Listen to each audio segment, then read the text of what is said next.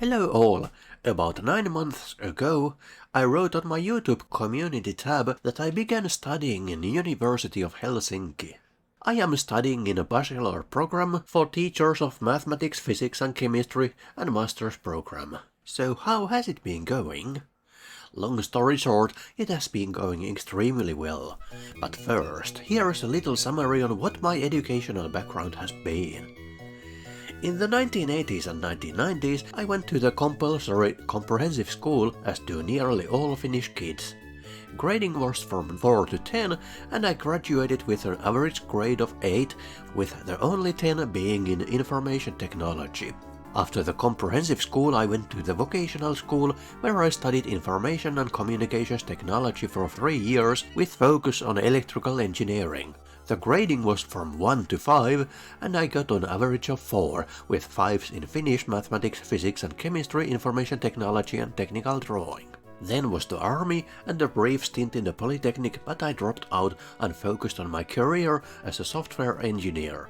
At some point I drove a bus, and I teach Israeli folk dance as a side job, and I do embedded engineering nowadays. Last year I decided to study educational sciences in the Open University of Turku on what was basically a whim of the moment, and after I completed the basic studies with an average grade of 4, again on a scale from 1 to 5, equally on a whim I decided to apply to university studies. I applied for the bachelor's plus master's program for teachers of mathematics, physics and chemistry. There were 3 ways to be selected for the studies. I have never achieved a matriculation examination, an international baccalaureate degree, a European baccalaureate degree, a Reifeprüfung degree, or Deutsches Internationales Abitur degree, so the joint points path was out of question. I have also not participated, let alone excelled, in science competitions, so the direct selection was out of question. What remained was the entrance exams. There were 3 exams. An entrance exam in mathematics, another in physics, and a third one in chemistry. You could take any of those, and the highest scoring would be rated. I borrowed the entire 13-book series of long mathematics and the 5-book series of chemistry and read them in a passage of 1.5 weeks, and then I took the mathematics and chemistry exams.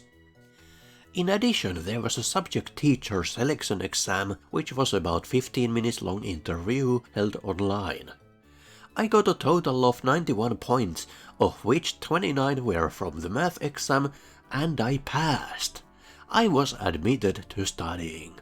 So began careful crafting of my study plan, which is an ongoing process. Here's how it works. As subject teachers, we have to choose a primary subject and a second subject for teaching. I chose mathematics for the primary subject. The mathematics basic studies begin with an introductory course that covers the basics of group theory, relations, proof by induction, complex numbers and rudimentary logic. It also includes the 4-part calculus series, which covers limits, derivatives, integrals and series, although series was in the intermediate studies. Then there was linear algebra, which focused mostly on matrix calculations, stuff like eigenvalues and vector and function spaces. I enjoyed the statistic courses as well as the logic courses, and I made even a video series of the latter. Of particular note was the Mathematics Everywhere course, which taught things like how different number systems work and how only some infinities are countable. I am almost done with the mathematics, with only 4 courses remaining, one of which I already took an exam for, awaiting results, but I think I get a 2 or 3 for the grade. Subject teachers also have courses related to subject teaching, of course. Of particular note was the course series on dynamic geometry, which mostly focused on using GeoGebra. That one was interesting. The basics of CAS course covered Casio ClassPad and TI Inspire. And of course the bachelor's degree education includes some language courses. We had English classes integrated into an introductory course to computer science. The mandatory Swedish courses I took as a 1.5 week long crash course in May. I dreaded that I will have to redo Swedish over and over again, but in the end I was extremely relieved when I passed. Oh yeah, I mentioned computer science earlier. I was going to pick physics as my second subject, but when I learned that CS was also an option, I took that in order for it to be done and completed quickly. I completed most of these courses in the first 2-month period by taking a general exam. The little notepad icon indicates those courses. I also completed a few CS courses that are not part of my degree just for fun, and I'm looking forward to doing even more. And I am working as a course supervisor for the Introduction to Databases course. I am almost done with the computer science courses that are part of my degree, but there is still one remaining. Software Development Methods, or Ohjelmistotekniikka in Finnish. This course cannot be completed by taking an exam, and it looks like it will be very laborsome, so I have delayed it. In the master's degree, we have 60 credits worth pedagogic studies.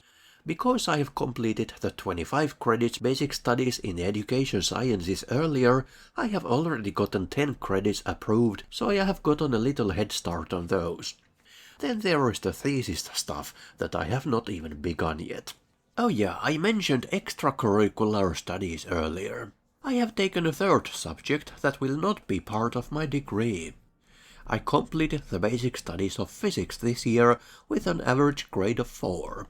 To be honest, they were a source of constant stress. For the first 4, interactions and bodies, matters and interactions, electromagnetism, and radiation fields and photons, they were extremely difficult, and it is not an understatement to say that most of my energy went into completing those courses.